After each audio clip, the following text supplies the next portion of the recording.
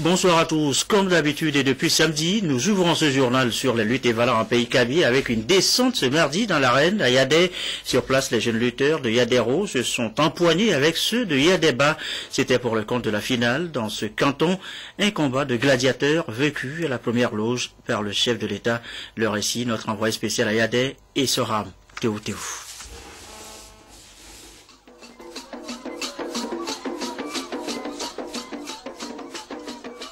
Ambiance carnavalesque ici, jour de la finale des luttes traditionnelles Evala dans le canton de Yadé, en présence du président de la République, Fort Essozumna Nyasimbi.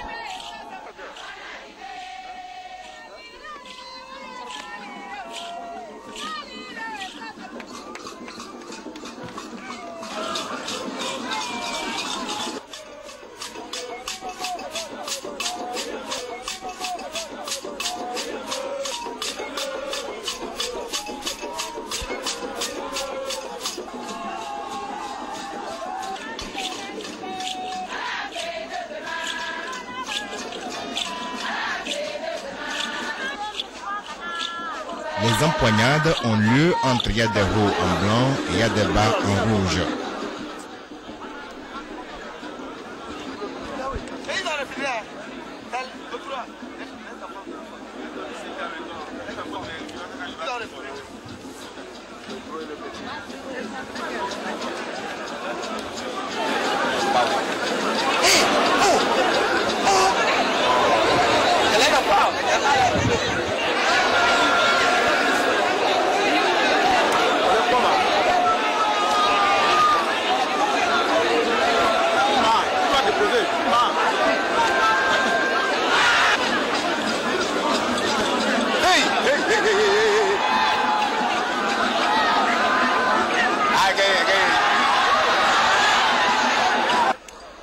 L'initiation du jeune Kabyé requiert l'assentiment et la protection de l'oncle. Par conséquent, il n'y a pas match. Jamais dans la tradition Kabyé, le neveu ne doit affronter l'oncle dans l'arène. Ce cas a été vécu ici. Il y a des gens qui se sont séparés ici. Ils se sont séparés parce qu'ils sont des oncles. C'est un oncle et un neveu qui se sont retrouvés. Dans la tradition, c'est la pratique matrilinéaire. Donc ils ne peuvent pas s'affronter.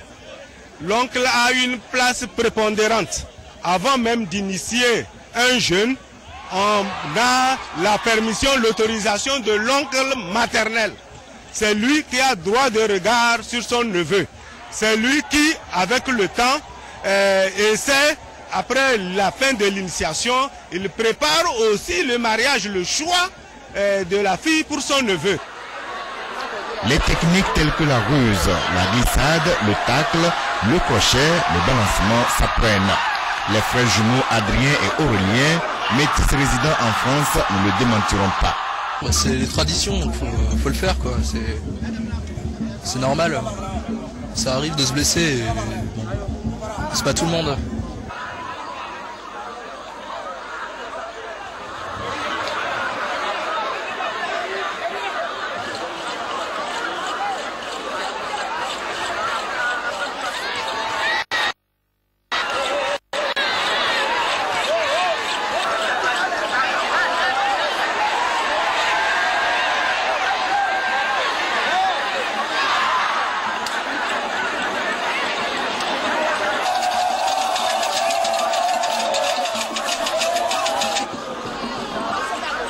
Le titre de champion de l'édition 2014 des luttes Evala dans ce canton est allé au rouge.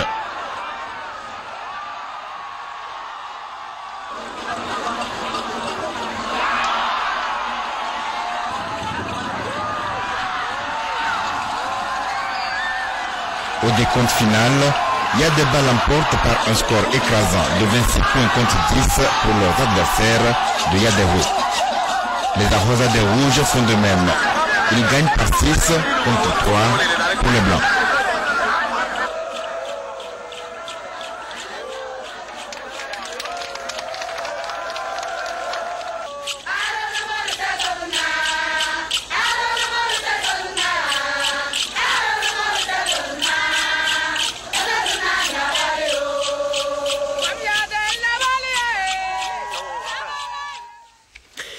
de Yadé, rendons-nous à Piaou en lieu les quarts de finale avec une opposition, vous allez le voir, des coalitions Akei-Lao, Kioude Nyama, qui l'emporte. Eh bien, c'est ce qu'on va voir dans ce reportage de Nestor Mouzou, notre correspondant dans la région.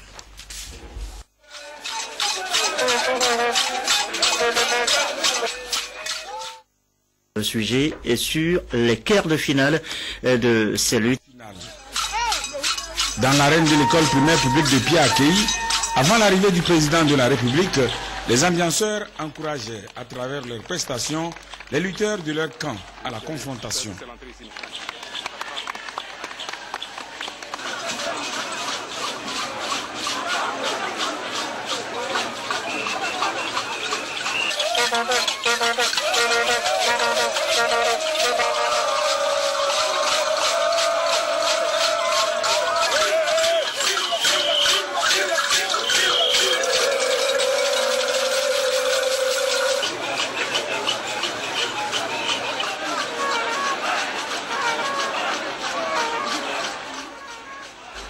Face à face, les coalitions Akei-Lao en blanc et Kioude Nyama en jaune.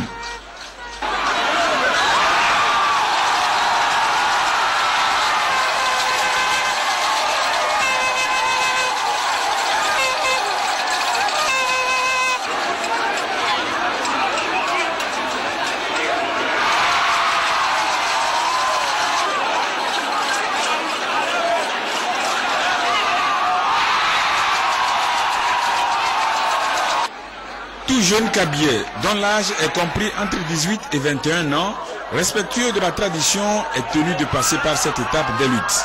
Une étape qui lui confère une certaine maturité.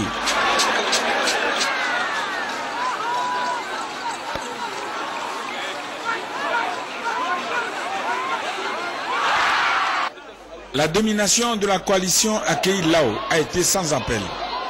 Elle a marqué plusieurs points avant que Kioude Nyama ne réagisse.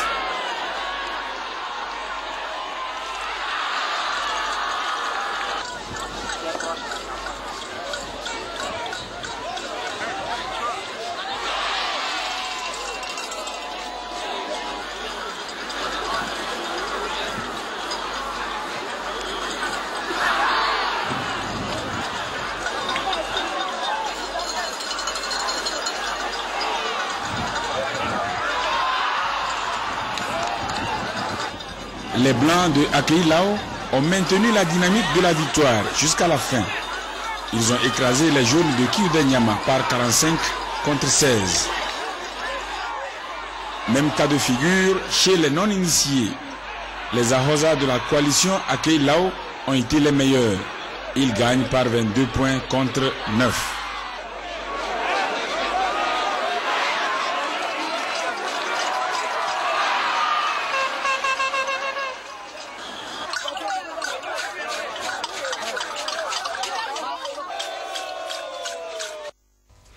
Et voilà donc pour le compte de ce mardi pour la lutte et voilà en pays EKB, la compétition se poursuit demain. Retour à Lomé, la primature a signalé cette entrevue ce matin entre le chef du gouvernement Arten Seliagoji Ormezoulou et une délégation japonaise. Elle est conduite, cette délégation, par le député Tetsuya Togo. Les discussions portaient sur le renforcement de la coopération entre le Togo et le Japon. Les précisions au micro de Carmen Madje Akapu.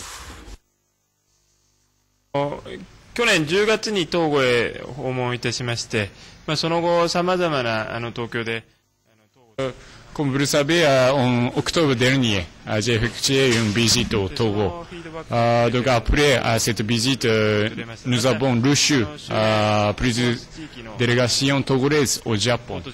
Donc je voudrais expliquer le résumé de notre relation. Et cette fois-ci, je fais une tournée de cette sous-région de CEDEAO, y compris Côte d'Ivoire, Sénégal, Ghana et bien sûr Togo. Donc je voudrais vraiment contribuer au développement de cette sous-région de l'Afrique de l'Ouest et renforcement de la relation bilatérale entre le Japon et Togo. Nous avons discuté globalement concernant le renforcement de notre relation bilatérale entre le Japon et le Togo, et notamment y compris notre coopération au niveau de paix et la stabilité. Donc cette fois-ci, après-demain, donc je vais visiter le site de CEOMP, donc Centre de maintien de la paix à Lomé, et donc je pense que la paix et la stabilité est essentielle en Afrique. Donc le Japon voudrait contribuer à cette stabilisation de cette région et en Afrique. Il est 20h12. On en vient maintenant aux deux accords signés annoncés en titre de cette édition aux chiffres de l'actualité ce mardi. D'abord, les 4 milliards de francs CFA. Eh bien, c'est l'appui financier que la Banque mondiale vient d'accorder au Togo via le Centre d'excellence régionale sur les sciences aviaires de l'Université de Lomé. Sacré coup de pouce pour promouvoir les études et avancer en sciences aviaires dans la sous-région. Cet accord de financement a été signé ce matin à Lomé. Hubertine, Akovi, Nathalie Panevi. Dans sa volonté de faire de l'agriculture le moteur de la croissance économique, le gouvernement togolais a mis en place le PNIASA, Programme national d'investissement agricole et de sécurité alimentaire, un programme qui prend en compte le développement du secteur aviaire. Justement, l'Université de Lomé abrite le Centre d'excellence régionale sur les sciences aviaires CERSA, un centre qui vient de bénéficier d'un soutien financier de la Banque mondiale estimé à 4 milliards de francs CFA. Cette somme permettra au CERSA de se développer afin d'offrir une éducation de qualité et d'attirer les étudiants extérieurs sur les 3 prochaines années. La signature de ce matin vient concrétiser des travaux qui se sont menés depuis un certain temps et qui permet à la Banque mondiale d'appuyer le gouvernement du Togo dans l'érection ici à l'Université de Lomé d'un centre d'excellence en sciences aviaires. Ce centre d'excellence en sciences aviaires permettra donc de porter des projets avicoles importants, qui vont générer des emplois, mais également renforcer les capacités nationales de recherche. Le choix d'une approche régionale à travers les centres d'excellence constitue pour la Banque mondiale le meilleur moyen d'assurer la qualité de l'enseignement supérieur en Afrique. Notre soutien à l'éducation en Afrique est aligné sur les priorités nationales, étant donné que le pays, et particulièrement le Togo, et l'Afrique en général, cherchent à bâtir des économies plus modernes et à élever le niveau de vie de tous les citoyens. Ce soutien s'aligne également sur les 2 objectifs cardinaux du groupe de la Banque mondiale, qui sont, il faudrait le rappeler, réduire la pauvreté et stimuler la croissance partagée. Dans son volet enseignement et recherche, le Centre d'excellence africain CEA du Togo propose un programme de master et de doctorat en sciences aviaires pour le renforcement des capacités en matière de production socio-économique, de transformation des produits, de la sécurité alimentaire, de la biotechnologie entre autres. Les 2 programmes, selon le ministre Ayassor, contribueront sans doute à la valorisation des résultats issus des activités du CERSA. Je suis d'autant plus heureux que cette convention, qui boostera indéniablement le CEA du Togo, s'inscrit dans la feuille de route de la stratégie de croissance accélérée et de promotion de l'emploi et dans la vision du gouvernement qui, sous la bienveillante impulsion du chef de l'État, travaille avec acharnement à faire du Togo un pays émergent d'ici 2030. Le Centre d'excellence régionale sur les sciences aviaires, CERSA, de l'Université de Lomé est l'un des 19 centres sélectionnés pour recevoir un financement de la Banque mondiale dans le cadre de son projet dénommé Centre d'excellence d'enseignement supérieur en Afrique, CEA. Autre chiffre à retenir, du moins cette estimation, les 29 milliards de francs CFA accordés au gouvernement togolais par la BIDC, la Banque d'investissement et de développement de la CEDEAO. Grosse enveloppe, 3 secteurs prioritaires devraient bénéficier de ce financement, l'agriculture, les énergies, les transports. Les précisions sur cet accord de prêt signé également ce mardi à Lomé, Isidore Koubatine. Le gouvernement togolais s'est engagé depuis déjà quelques années à faire du Togo un pays émergent d'ici à l'horizon 2030. Une ambition qui se concrétise sur le terrain à travers la réalisation de plusieurs projets de développement. Les infrastructures routières, la distribution de l'énergie électrique dans les grandes villes et les milieux les plus reculés et aussi la promotion et le développement de l'agriculture au Togo à travers le projet PADAT. Des efforts que la BIDC, la Banque d'investissement et de développement de la CEDEAO, veut encourager à travers la signature de 3 accords de prêt. Nous faisons donc face à nos responsabilités, notamment par la signature de 3 accords de prêt. Le premier porte sur la CET. Il s'agit notamment d'un projet relatif à la distribution d'énergie électrique dans les grandes villes de l'intérieur du Togo, d'un montant de 10 millions de dollars. Et deuxièmement, il y a le projet PADAT qui vise essentiellement la sécurité alimentaire au Togo. Et pour améliorer cette sécurité alimentaire, il s'agit d'accroître le produit intérieur brut agricole du Togo. Le troisième projet porte sur la route Ouaga-Lomé, notamment le tronçon Ouada-Blita, et que la banque finance aujourd'hui.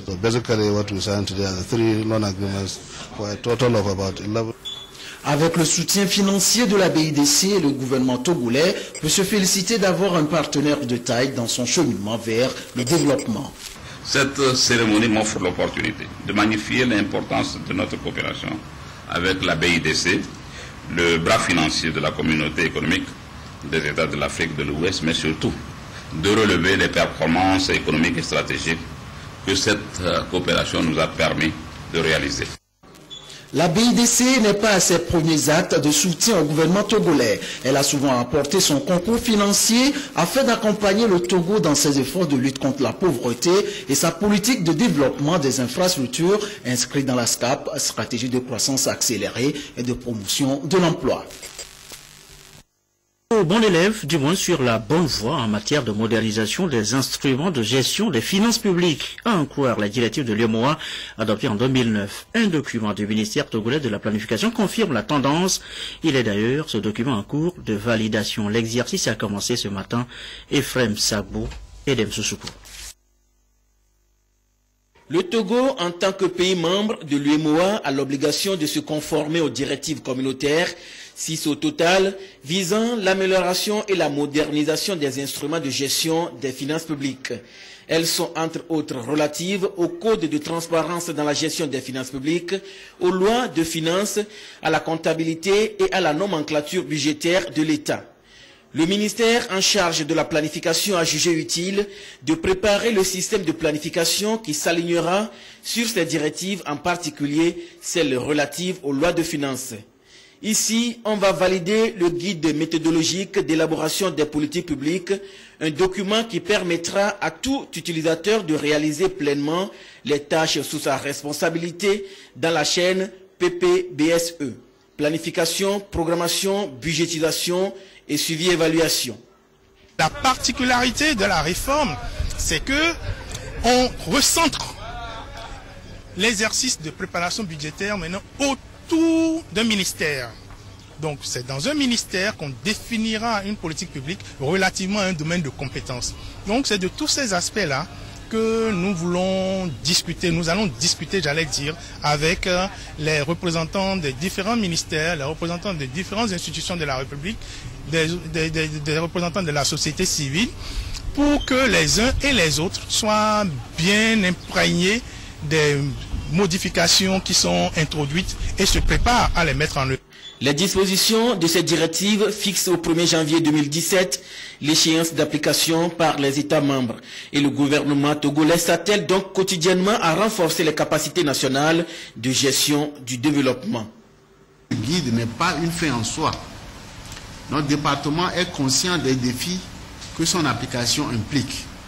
C'est pourquoi, en attendant que les mesures légales et réglementaires relatives à la directive soient mises en place, l'approche du ministère se veut à la fois proactive, didactique et progressive pour faciliter l'appropriation des concepts et des processus, en vue de permettre une exploitation aisée du dit document. L'édition du guide sera ainsi assortie d'une campagne de dissémination dans les différents services de l'administration publique, suivie d'un plan de formation et d'accompagnement technique des ministères. Le guide a décrit étape par étape le processus qui permet de passer d'un problème de société à la définition de programmes publics pour mieux le résoudre. Autre sujet de l'actualité, le droit international de la migration. Ça concerne aussi le Togo. Tenez, la diaspora togolaise seule est forte de plus de 1,5 million d'immigrés. C'est assez pour qu'on évoque le sujet. Et c'est le cas depuis ce matin à Lomé. Alors de quoi parle-t-on précisément? Les éléments de réponse, Adolphe Paca.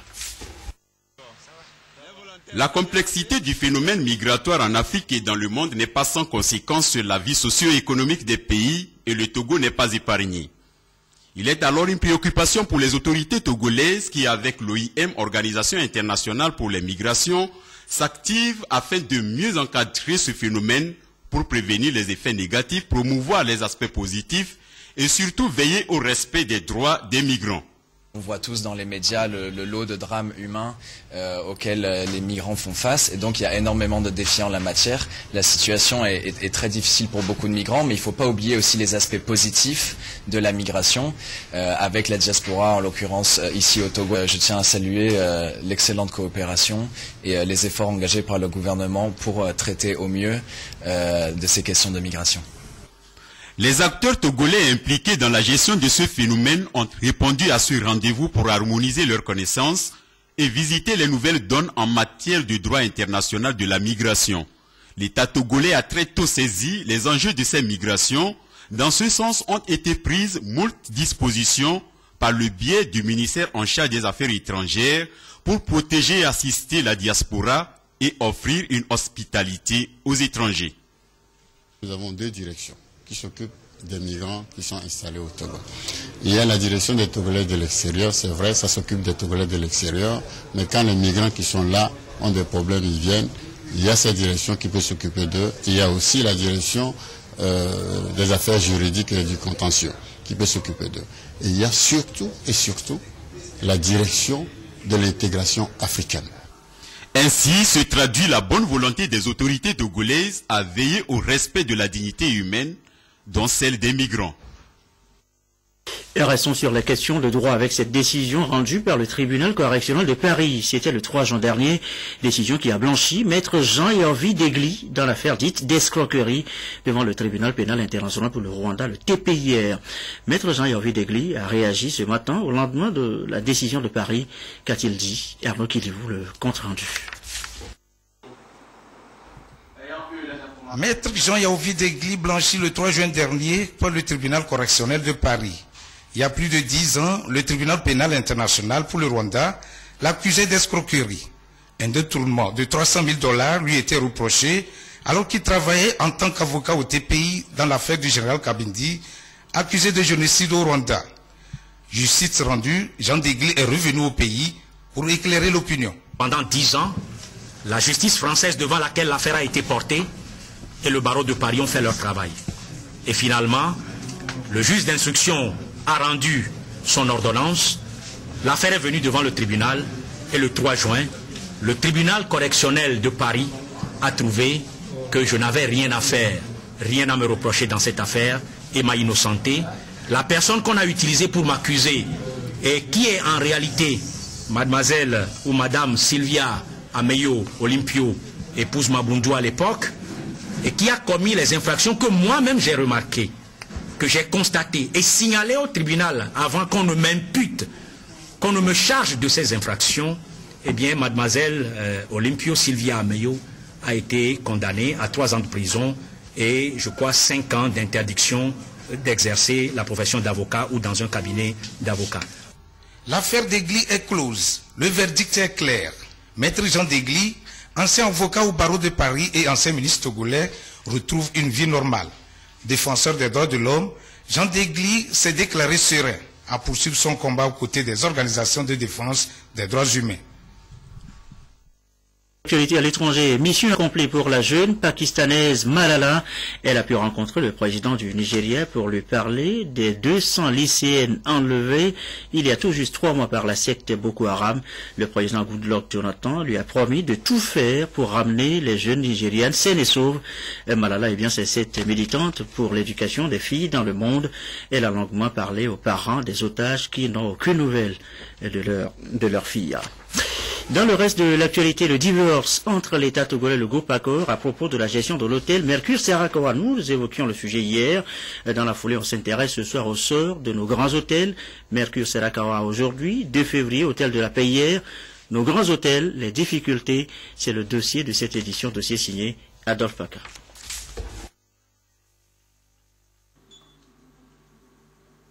Architecture atypique avec vue sur l'océan, l'hôtel de la paix est l'une des vieilles gloires en matière d'hôtellerie au Togo.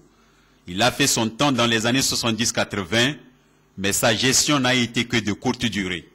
Nous avons fait l'inauguration le 10 janvier 1975. Et ça, l'hôtel a fait son temps. De l'ouverture, c'était l'Haute-Afrique qui a géré. Haute-Afrique qui avait géré. Jusqu'à un temps donné, il y avait le groupe Pullman Accor. De 1975 à 2000, 25 ans seulement d'existence pour que tout aille à l'eau. L'un des plus grands hôtels d'État, l'hôtel de la paix n'existe aujourd'hui que de nom. Au rez-de-chaussée, des locataires sans domicile fixe qui échappent à la caméra. Son jardin légendaire est devenu un champ de maïs pour des riverains. Il y avait des touristes qui venaient, les gens ne trouvaient même pas de chambre à dormir. On les gardait dans les couloirs à l'époque. Ça me fait de la peine quand je le vois, là où j'ai travaillé moi. Tous les grands hôteliers aujourd'hui sont passés par cet hôtel. Tous les grands cuisiniers que vous connaissez sont passés par ici. Ils ont été formés ici. Ça marchait, ça marchait. Avant l'hôtel au Togo, ça représentait le 3e source de revenus. La 3e source de revenus du pays. C'est dommage. Tout un patrimoine hôtelier de Lomé à Dapaon qui a subi le même sort. De l'hôtel Tropicana, l'un des tout premiers hôtels au Togo, à celui de 2 février en passant par le Grand Hôtel 30 août à Palimé, le Rock Hotel à Tapamé, l'Hôtel Central de Sokodé, l'Hôtel Kara et autres, la liste est longue et tous sont en difficulté. Et pourtant, ce secteur très productif, fer de lance de la filière touristique, pour rien au monde ne devait mériter ce sort dû à la mauvaise gestion.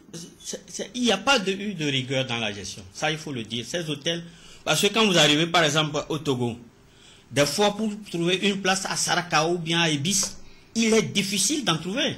Les compagnies aériennes qui ont certaines chambres régulières qu'ils occupent. Déjà, ça fait un fonds qu'eux devaient bloquer pour pouvoir, puisque à chaque fin du mois, on leur paye ça. Que ces chambres soient occupées ou pas, ils payent. Donc, quelque part, ils ont au moins assez d'argent pour pouvoir essayer de rénover. Mais c'est un peu dommage parce que, bon, il faut aussi le suivi. Victime du laxisme et du manque d'une gestion prévisionnelle, ce patrimoine étatique peine à s'en sortir. Les affaires que ça draine, ça agit sur l'économie du pays. Et quand ça se passe ainsi, bon, il est un peu difficile de se demander, est-ce que c'est ces compagnies qui ont mal géré? Est-ce qu'ils n'ont pas bien entretenu, ainsi de suite? Bon, l'hôtel Sarakawa, par exemple, on devait savoir que ça devait arriver. Parce que depuis un certain temps, un hôtel, en principe, quand vous l'ouvrez déjà, à partir de 5 années, il faut commencer par changer les choses. Parce que l'hôtel, pour que l'hôtel puisse bien marcher, il faut à chaque fois faire des rénovations et des changements. Ça attire plus. Le Togo a été toujours très apprécié des touristes pour son hospitalité.